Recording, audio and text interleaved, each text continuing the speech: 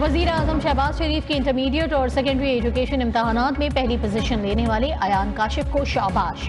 मुलाकात में कहा कि दानिश स्कूल सिस्टम में आपने खुद को एक दरख्शां सितारा साबित किया। बलूचिस्तान में 4 दानिश स्कूलों का जल्द इफ्तिताह होगा।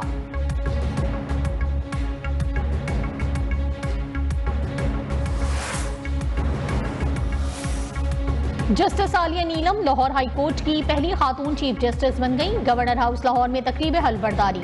गवर्नर पंजाब सलीम हैदर खान ने जस्टिस आलिया नीलम से हल्फ लिया।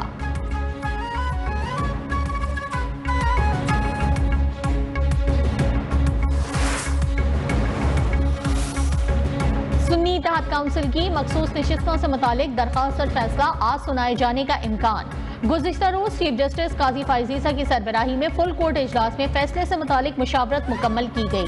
सुप्रीम कोर्ट ने केस की समाअत मुकम्मल होने पर फैसला महफूज किया था।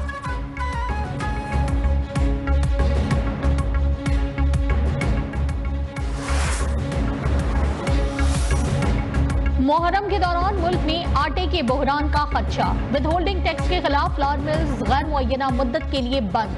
All Pakistan flower mills association की अपील पर हड़ताल। आज से मुल्क भर में आटे की सप्लाई बंद करने की धमकी।